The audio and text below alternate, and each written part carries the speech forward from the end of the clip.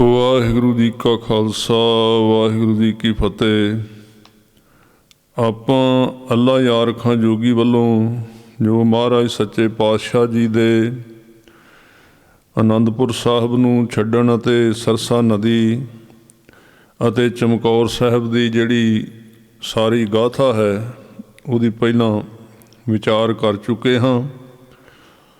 ਅੱਜ ਆਪਾਂ ਸਰਸਾ ਨਦੀ ਦੇ ਕਿਨਾਰੇ ਤੋਂ ਜਦੋਂ ਛੋਟੇ ਸਾਹਿਬਜ਼ਾਦੇ ਮਾਤਾ ਗੁਜਰ ਕੌਰ ਜੀ ਦੇ ਨਾਲ ਇੱਧਰ ਸਰਹੰਦ ਵਾਲੇ ਪਾਸੇ ਆਏ ਹਨ, ਉਦੋਂ ਜਦੋਂ ਰਾਤ ਨੂੰ ਵਿਛੋੜਾ ਪਿਆ ਹੈ ਇਸ ਹਮਲੇ ਦੇ ਵਿੱਚ, ਜਿੱਥੇ ਗੁਰਦੁਆਰਾ ਸਾਹਿਬ ਪਰਿਵਾਰ ਵਿਛੋੜਾ ਹੈ, ਤਾਂ ਉਸ ਥਾਂ 'ਤੇ ਗੁਰੂ ਸਾਹਿਬ ਚਮਕੌਰ ਸਾਹਿਬ ਨੂੰ ਚਲੇ ਗਏ ਔਰ ਮਹਾਰਾਜ ਨੇ ਸਿੰਘਾਂ ਨੂੰ ਕਿਹਾ ਵੀ ਛੋਟੇ ਬੱਚੇ ਛੋਟੇ ਸਾਹਿਬਜ਼ਾਦੇ ਦਾਦੀ ਦੇ ਨਾਲ ਕੁਰਬਾਨੀ ਦੇਣ ਵਾਸਤੇ ਚਲੇ ਗਏ ਹਨ। ਸੋ ਅੱਗੋਂ ਕਿਵੇਂ ਕਿਵੇਂ ਉਹ ਜਾਂਦੇ ਹਨ ਉਹ ਸਾਰੀ ਕਵੀ ਜੀ ਨੇ ਲਿਖਿਆ ਹੈ, ਉਹਦੀ ਆਪਾਂ ਵਿਚਾਰ ਕਰਾਂਗੇ। ਤਾਂ ਉਸ ਵੇਲੇ ਉਹ ਬਚਨ ਕਹਿੰਦਾ ਹੈ ਕਿ ਰਸਤੇ ਸੇ ਜਬ ਭਟਕ ਗਏ ਨन्हे सवार थे तकते पिता को चारों तरफ बार बार थे। नन्हे सवार छोटे साहिबजादे 7 साल ते 9 साल ਦੀ ਉਮਰ। ਉਸ ਰਾਤ ਨੂੰ ਜਦੋਂ ਬਹੁਤ ਵੱਡਾ ਜੰਗ ਹੁੰਦਾ ਹੈ, ਸਰਸਾ ਨਦੀ ਦੇ ਕਿਨਾਰੇ 'ਤੇ ਉਹ ਰਾਹ ਭੁੱਲ ਕੇ ਇੱਧਰ ਨੂੰ ਚਲੇ ਜਾਂਦੇ ਹਨ। ਅਤੇ ਕਵੀ ਜੀ ਕਹਿੰਦੇ ਹਨ, ਜੋਗੀ ਅੱਲਾ ਯਾਰ ਖਾਂ ਕਹਿੰਦੇ ਕਿ ਵਾਰ-ਵਾਰ ਪਿਤਾ ਨੂੰ ਲੱਭਦੇ ਸੀ, ਤੱਕਦੇ ਸੀ ਚੌਵਾਂ ਪਾਸੇ, ਜਿਵੇਂ ਛੋਟਾ ਬੱਚਾ ਆਪਣੇ ਪਿਤਾ ਨੂੰ ਮਾਤਾ ਨੂੰ ਤੱਕਦਾ ਹੈ, ਇਸ ਤਰ੍ਹਾਂ ਵੇਖਦੇ ਹਨ ਚੌਵਾਂ ਪਾਸੇ। ਰਸਤੇ ਸੇ ਜਬ ਭਟਕ ਗਏ ਨन्हे सवार थे तकते पिता को चारों तरफ बार बार थे। दादी से बोले अपने सिपाही किधर गए। फिर छोटी तोतली ਜ਼ਬਾਨ ਦੇ ਵਿੱਚ ਬਾਬੇ ਫਤਿਹ, ਛੋਟੇ ਬਾਬੇ ਕਹਿੰਦੇ ਹਨ ਆਪਣੀ ਦਾਦੀ ਨੂੰ ਕਿ ਆਪਣੇ ਸਾਰੀ ਫੌਜ ਕਿੱਥੇ ਚਲੀ ਗਈ ਹੈ, ਸਿੰਘ ਕਿੱਧਰ ਚਲੇ ਗਏ ਹਨ। ਦਰਿਆ ਪੇ ਹਮਕੋ ਛੋੜ ਕੇ ਰਾਹੀ ਕਿਧਰ ਗਏ। ਇੱਥੇ ਦਰਿਆ 'ਤੇ ਸਾਡੇ ਨਾਲ ਦੇ ਜਿਹੜੇ ਰਾਹੀ ਸਾਥੀ ਸਨ ਉਹ ਕਿੱਥੇ ਚਲੇ ਗਏ ਹਨ। ਤੜਪਾ ਕੇ ਹਾਏ ਸੂਰਤੇ ਮਾਹੀ ਕਿਧਰ ਗਏ। ਅਤੇ ਜਿਹੜੇ ਮਾਹੀ ਸੂਰਤੇ ਭਾਵ ਕਲਗੀਧਰ ਪਾਤਸ਼ਾਹ ਸੁੰਦਰ ਸਰੂਪ ਉਹ ਕਿੱਧਰ ਚਲੇ ਗਏ ਹਨ। ਅੱਬਾ ਬਘਾ ਕੇ ਲਸ਼ਕਰ ਸ਼ਾਹੀ ਕਿਧਰ ਗਏ। ਅੱਬਾ ਪਿਤਾ ਜੀ ਜਿਹੜੇ ਸ਼ਾਹੀ ਲਸ਼ਕਰ ਨੂੰ ਰਾਤ ਭਜਾਇਆ ਸੀ, ਭੱਜ ਗਏ ਸੀ, ਦੌੜ ਗਏ ਸੀ, ਪਤਾ ਨਹੀਂ ਆਪ ਕਿੱਧਰ ਚਲੇ ਗਏ ਹਨ। ਭਾਈ ਵੀ ਹਮਕੋ ਭੁੱਲ ਗਏ ਜੋ ਕਿ ਜੰਗ ਮੇ। ਭਰਾ ਵੀ ਕਹਿੰਦੇ ਸਾਨੂੰ ਭੁੱਲ ਗਏ ਹਨ। ਭਾਵ ਬਾਬਾ ਅਜੀਤ ਸਿੰਘ ਅਤੇ ਬਾਬਾ ਜ਼ੋਰਾਵਰ ਸਿੰਘ ਜੀ ਜੰਗ ਦੇ ਸ਼ੌਂਕ ਦੇ ਵਿੱਚ ਉਹਨਾਂ ਸਾਨੂੰ ਵੀ ਚੇਤੇ ਨਹੀਂ ਰੱਖਿਆ। ਆਪਣਾ ਖਿਆਲ ਤੱਕ ਨਹੀਂ ਜਿਉਂ ਕਿ ਤੁਫੰਗ ਮੇ। ਉਹਨਾਂ ਨੂੰ ਕਹਿੰਦੇ ਆਪਣੀਆਂ ਬੰਦੂਕਾਂ ਦਾ ਇੰਨਾ ਸ਼ੌਂਕ ਹੈ ਕਿ ਸਾਡਾ ਖਿਆਲ ਹੀ ਨਹੀਂ ਕੀਤਾ, ਸਾਨੂੰ ਲੱਭਿਆ ਹੀ ਨਹੀਂ, ਆਪ ਕਿੱਧਰ ਚਲੇ ਗਏ ਹਨ। ਇਹ ਦਾਦੀ ਦੇ ਨਾਲ ਗੱਲਾਂ ਕਰ ਰਹੇ ਛੋਟੇ ਸਾਹਿਬਜ਼ਾਦੇ। ਜਬ ਰਣ ਅਜੀਤ ਜੀਤ ਕੇ ਤਸ਼ਰੀਫ ਲਾਏਂਗੇ। ਜਦੋਂ ਕਹਿੰਦੇ ਯੁੱਧ ਜਿੱਤਿਆ ਗਿਆ ਨਾ, ਛੋਟੇ ਸਾਹਿਬਜ਼ਾਦੇ ਮਾਤਾ ਜੀ ਨੂੰ ਕਹਿੰਦੇ ਕਿ ਜਦੋਂ ਵੱਡੇ ਭਰਾ ਬਾਬਾ ਅਜੀਤ ਸਿੰਘ ਜੀ ਜੰਗ ਜਿੱਤ ਕੇ ਵਾਪਸ ਆਏ ਨਾ ਸਾਡੇ ਕੋਲ, ਅੱਬਾ ਕੇ ਸਾਥ ਜਿਸ ਘੜੀ ਜੁਝਾਰ ਆਏਂਗੇ। ਅਤੇ ਫਿਰ ਪਿਤਾ ਜੀ ਦੇ ਨਾਲ ਪਿੱਛੋਂ ਜੁਝਾਰ ਸਿੰਘ ਭਰਾ, ਉਹਨਾਂ ਨੇ ਜਦੋਂ ਸਾਰੇ ਆਉਣਗੇ, ਕਰਕੇ ਗਿਲਾ ਹਰ ਇੱਕ ਸੇ ਹਮ ਰੂਠ ਜਾਏਂਗੇ। ਅਸੀਂ ਉਹਨਾਂ ਨਾਲ ਬੋਲਣਾ ਨਹੀਂ, ਉਹਨਾਂ ਨਾਲ ਅਸੀਂ ਸ਼ਿਕਵਾ ਗਿਲਾ ਕਰਨਾ ਵੀ ਸਾਨੂੰ ਕਿਉਂ ਛੱਡ ਕੇ ਚਲੇ ਗਏ ਸੀ, ਅਸੀਂ ਉਸੇ ਵੇਲੇ ਰੁੱਸ ਜਾਣਾ ਹੈ। ਮਾਤਾ ਕਭੀ ਪਿਤਾ ਕਭੀ ਭਾਈ ਮਨਾਏਂਗੇ। ਅਸੀਂ ਫਿਰ ਰੁੱਸ ਜਾਣਾ ਹੈ, ਸਾਨੂੰ ਮਾਤਾ ਜੀ ਮਨਾਉਣਗੇ, ਕਦੀ ਭਰਾ ਮਨਾਉਣਗੇ, ਕਦੀ ਪਿਤਾ ਜੀ ਮਨਾਉਣਗੇ ਵੀ ਕੋਈ ਗੱਲ ਨਹੀਂ ਤੁਸੀਂ ਬੋਲ ਪਵੋ। ਹਮਕੋ ਗਲੇ ਲਗਾ ਕੇ ਕਹੇਂਗੇ ਉਹ ਬਾਰ ਬਾਰ। ਅਤੇ ਸਾਨੂੰ ਵਾਰ ਵਾਰ ਗਲੇ ਨਾਲ ਲਾ ਕੇ ਮਨਾਉਣਗੇ मन जाओ लेकिन हम नहीं मानेंगे जिन हार। वो कहणगे मन जाओ पर असी मनना नहीं, सानू छड्ड के क्यों गए हैं। इकरार लेंगे सब से बुलाना ना फिर कभी। फिर कहते इकरार करना पेगा उन्होंने साडे नाल इकरार करनगे भी परत के नहीं भुलाउणा सानू तुसी। बार दिगर विछड़ के सताना ना फिर कभी। परत के फिर सानू ना सताउणा इस तरह विछोड़ा दे के। हमको अकेले छोड़ के जाना ना फिर कभी। कभी सानू कभी भी सानू इस तरह कलियां छड्ड के नहीं जाना। असी करारनामा लैना उन्हां तों। कह देते हैं यूं हमको रुलाना ना फिर कभी। इस तरह आप कई बारी गल्लां विच कह दिंदे हो पर सानू परत के इस तरह ना रवाउणा, भाव इस तरह ना सानू तंग करना। बच्चों की गुफ्तगू जो सुनी दादी जान ने। जदों ये बच्चों की गलबात सुनी ना आपस में जिहड़ियां गल्लां कर रहे सी, दादी सुन रही सी। बे इख्तियार रो दिया उस वाला शान ने। उस सोहनी शान वाली माता गुजर कौर जी ने बेइख्तियार अखां विच पानी लै आंदा भी बच्चे किवें सोच रहे ने, किवें गल्लां कर रहे ने। उन्हां की पता आउणा किधर गए हन, किधर नूं जंग होनी है, ये किवें छोटे छोटे गल्लां कर रहे हैं। कहती थी जी में लेके इन्हें किस तरफ को जाऊं। मन दे विच माता जी सोचते सी कि इन्हां नूं किहड़े पासे लैके जावां हुण। बेटे को और बहुओं को या रब को मैं कैसे पाऊं। ये बेटे ते जिहड़े बहुआं उन्हां नूं किवें उन्हां नूं भाव मेरी जिम्मेवारी बन गई है इन्हां नूं सांभण दी। ये कैसे मैं किहड़े तरीके नाल इन्हां नूं लुकावां। लखते जिगर के लाल ये दोनों कहाँ छुपाऊं। ये जिहड़े लाल हन लखते जिगर मेरे पुत्र दे जिहड़े लाल हन कित्थे लुकावां इन्हां नूं। तुर्कों से राजपूतों से क्यों कर इन्हें बचाऊं। इन्हां नूं तुर्कां तो राजपूतां तो किवें बचावां। विपता जैफियों में ये क्या मुझ पे पड़ गई। माता जी सोचते ने बुढ़ेपे दे विच ये की मेरे उत्ते आण वरत्या सारा कुछ। थी कौन सी घड़ी मैं पिसर से बिछड़ गई। वो केड़ी घड़ी सी जदों मैं पिसर पुत्र तो दूर हो गई, भाव विछोड़ा पै गया। बच्चों के राह कठिन सर पे शाम है। एक पासे बच्चों का साथ है, दूजे पासे शाम पै चुकी है। दूजा राह बड़ा कठिन है, जंगली रस्ता है। सुनसान दश्त चार सूहों का मुकाम है। चौवां पासे हनेरे दा सुनसान दा निवास है। होता वहाँ पे देखिए शब को कयाम है। कहते पता नहीं कित्थे अगे किहड़े थां ते जाना है, किहड़ी थां ते टिकाणा बनेगा। खादिम है और कोई ना हम रहा गुलाम है।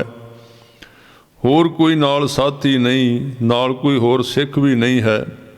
आ एक गुलाम है। कौन है अगे दसदे हन, कहंदे गंगू रसोईया है फकत साथ रह गया। बस एक गंगू रसोईया जिहड़ा उस वक्त जिहड़ा रसोईया सी ये माता जी दे नाल रह गया सी। ले दे के रहबरी को ये है हाथ रह गया। ये इक्को ही साडे नाल बचिया है। औते ते शेर सामने गर्दन को डाल के। कई बारी शेर भी सामने आउंदे सी, जंगल सी ना, पर वो गर्दन नीवीं कर लेंदे सन वेख के भी ये छोटे जे लाल किधर जा रहे हैं।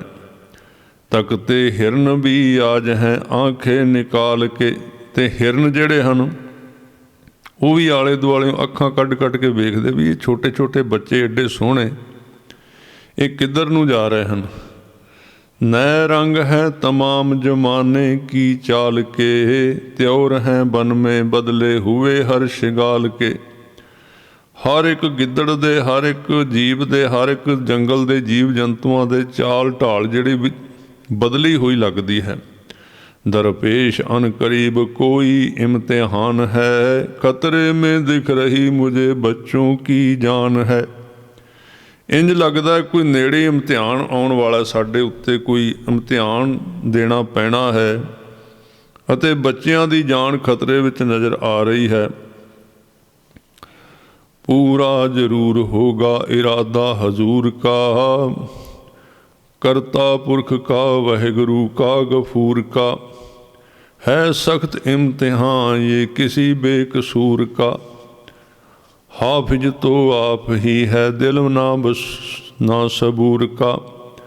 कहते बड़ा कठिन एक साडे ते बच्चियां दे उत्ते इम्तिहान कसवट्टी आ पई है। प्यारे पति को पहले ही मैं हूँ कटा चुकी। कहते जिहड़ा प्यारा पति धन गुरु तेग बहादुर साहब महाराज, उन्होंने मैं पहले शहीद करा चुकी हाँ। कुदरत तेरी है सबर मेरा अजमा चुकी।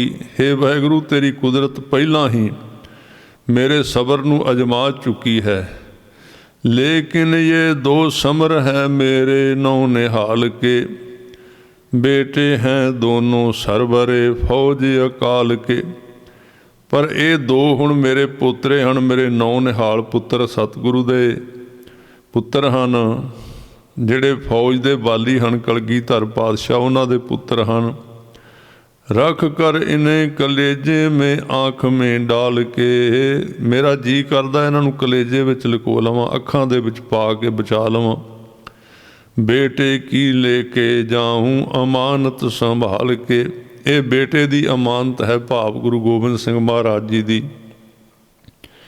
इन्हां नूं संभाल के लैके वापस उन्होंने दियाँ। बेटे का माल है यह बहू की कमाई है मेरी लाख फिर भी ये दौलत पराई है। कहते मेरे बेटे ते बहू नूहां दी कमाई है, भावें लख वारे मेरे पोतरे हैं, पर फिर भी पराई दौलत है माता पिता दे, उन्होंने जाके देना बनता है। वरना मंजूर इस घड़ी जो तुझे इम्तिहान है, हाजर बजाए पोतों के दादी की जान है। हे वाहिगुरु ये घड़ी इम्तिहान की घड़ी विच पोतियां दी थां ते मैं अपनी जान देन नूं तैयार हाँ। माता जी कहते हैं हूँ सुरखरू बहू से यही दिल में ध्यान है, बीका ना इनका बाल हो डर ये हर आन है। इन्हां दा बाल भी बिंगा ना होवे हे वाहिगुरु।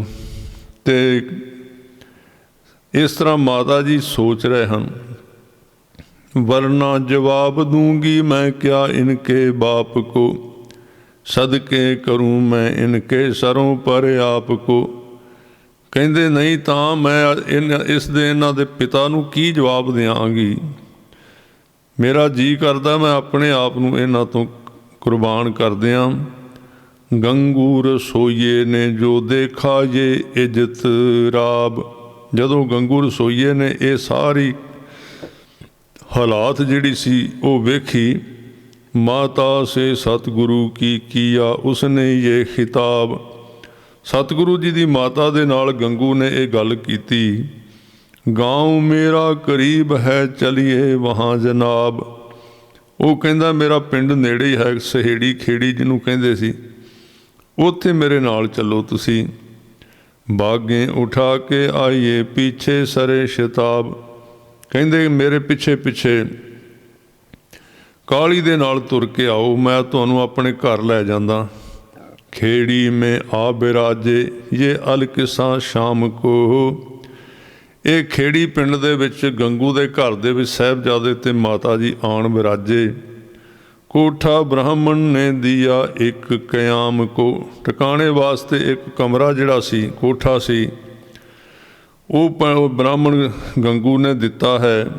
दिन भर की दौड़ धूप से सबको थकान था, महफूज हर तरह से सह बजा हर मकान था।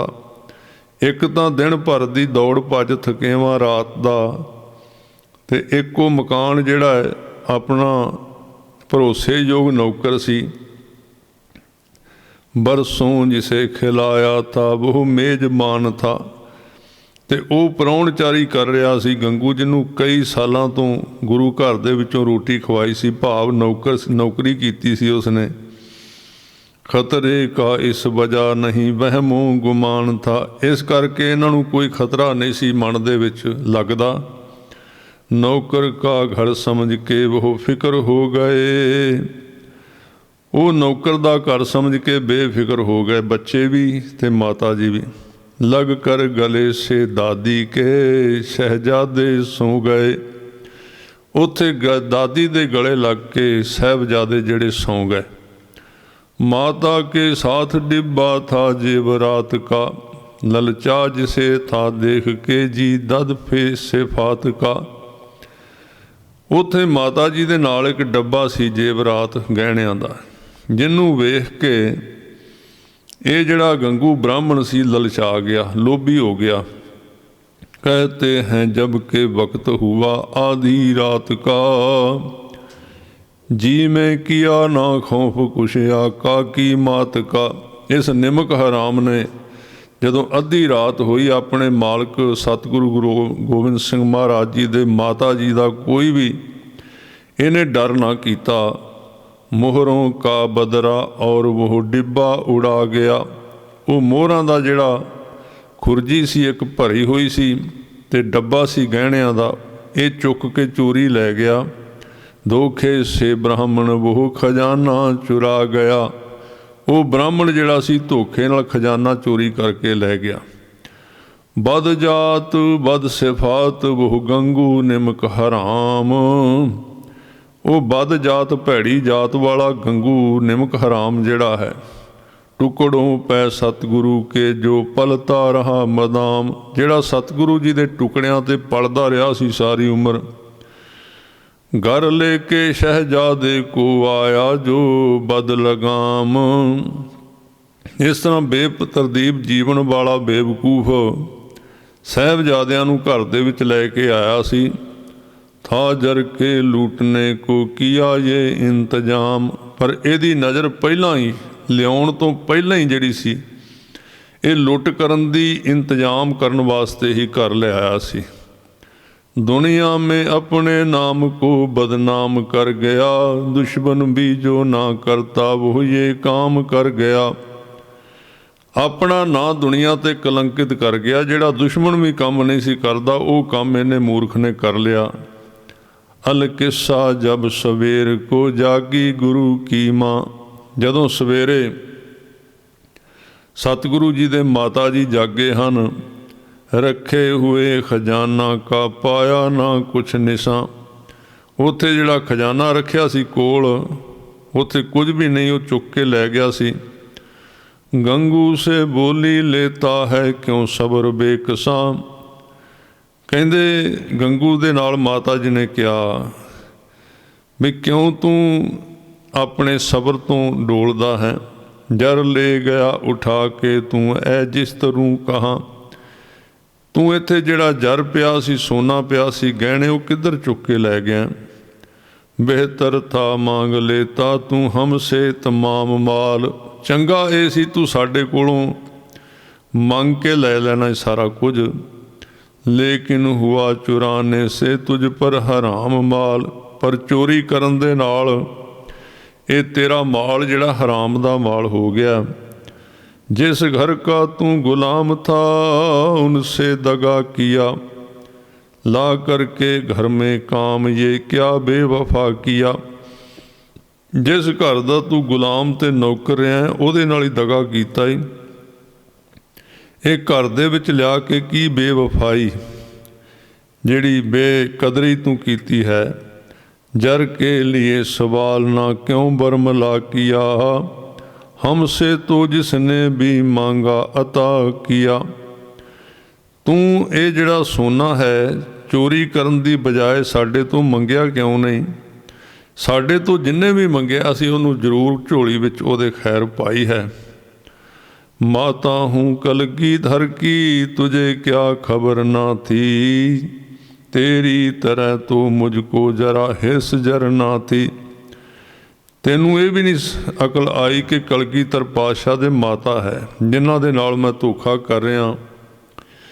ये तेरी तरह तेरे सुभाव बारे मैं सोचिया भी नहीं सी कि तू इस तरह कर सकदा है।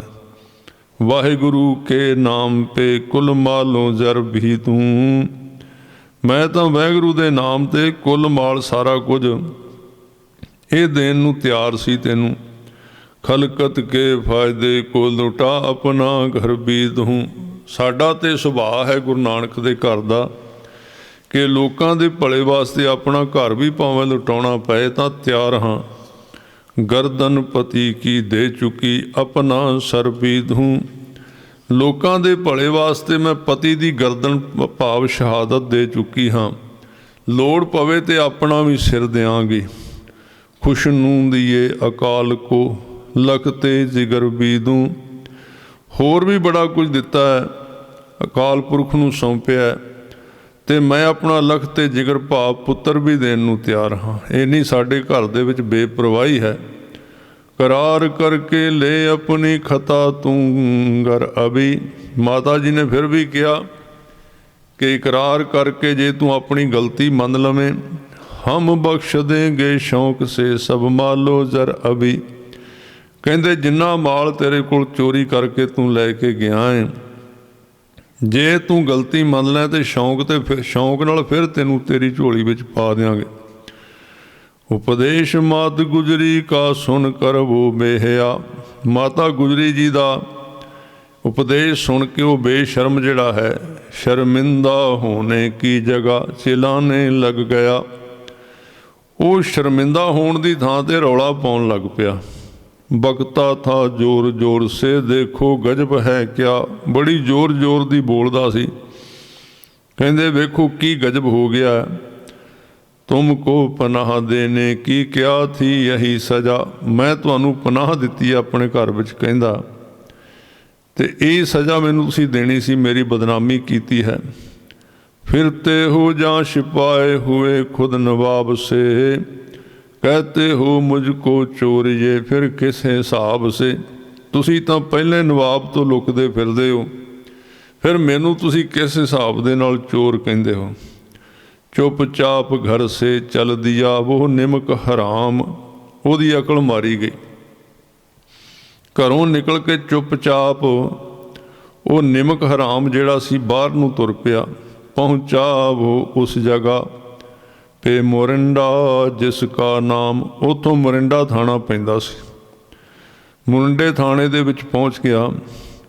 मुखबर वहाँ नवाब के रखते थे कुछ कयाम।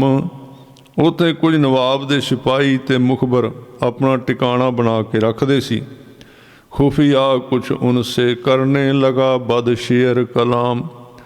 उन्हां दे नाल कुछ गुप्त गलबात ये करन लग पिया।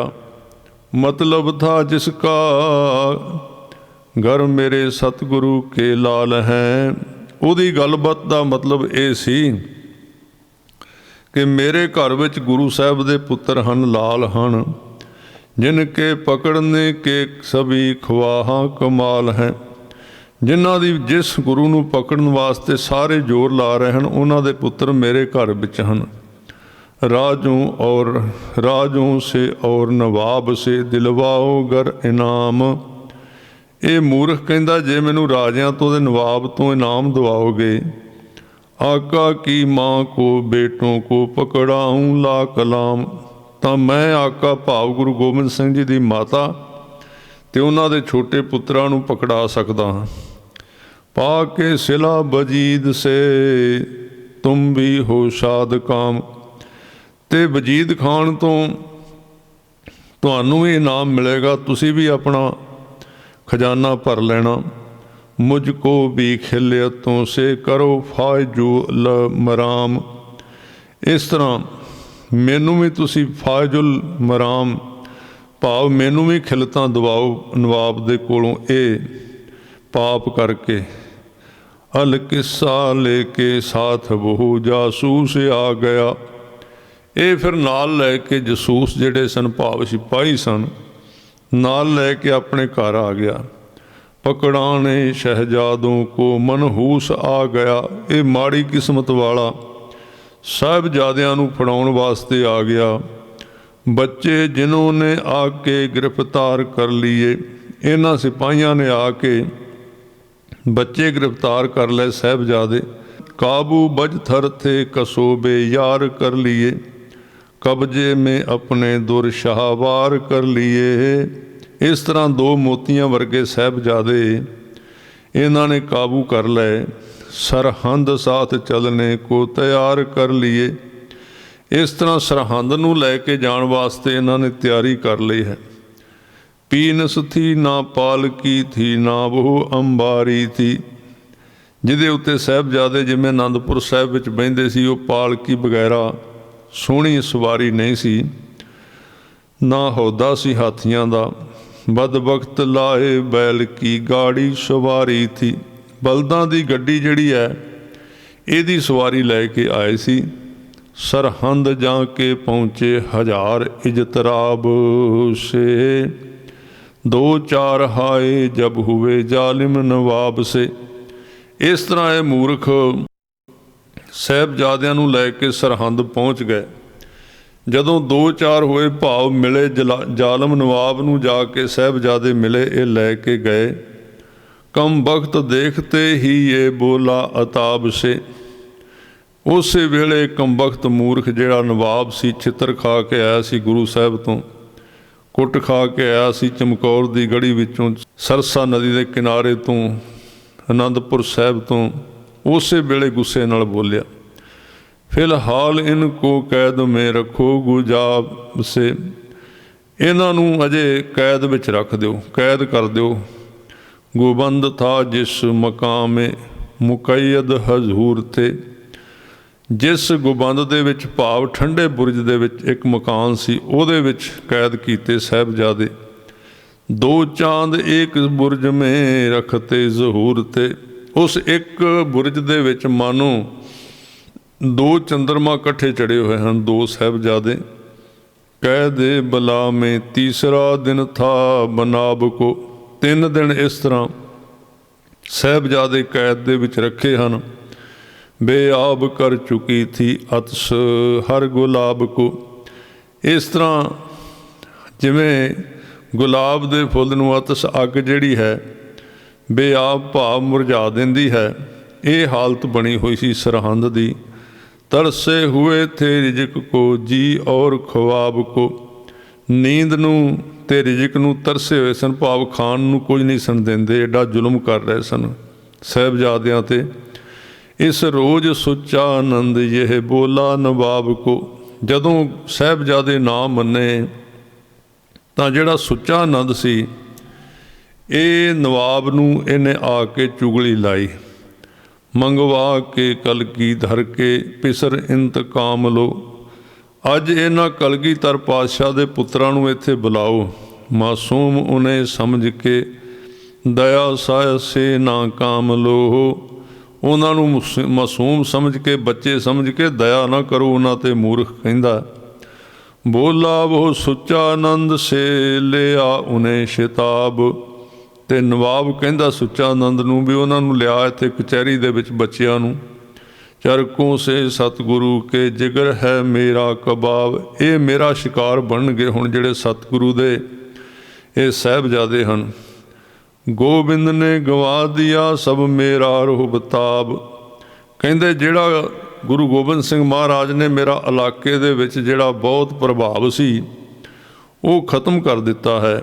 ਰਾਜੋਂ ਕੇ ਸਾਥ ਮੇਰੀ ਵੀ ਮੱਟੀ ਹੋਈ ਖਰਾਬ, ਇਸ ਇਲਾਕੇ ਦੇ ਵਿੱਚ 22 ਧਾਰ ਦੇ ਰਾਜਿਆਂ ਦੇ ਨਾਲ ਨਾਲ ਮੇਰੀ ਵੀ ਮਿੱਟੀ ਪਲੀਤ ਹੋ ਗਈ, ਖਰਾਬ ਹੋ ਗਈ ਹੈ।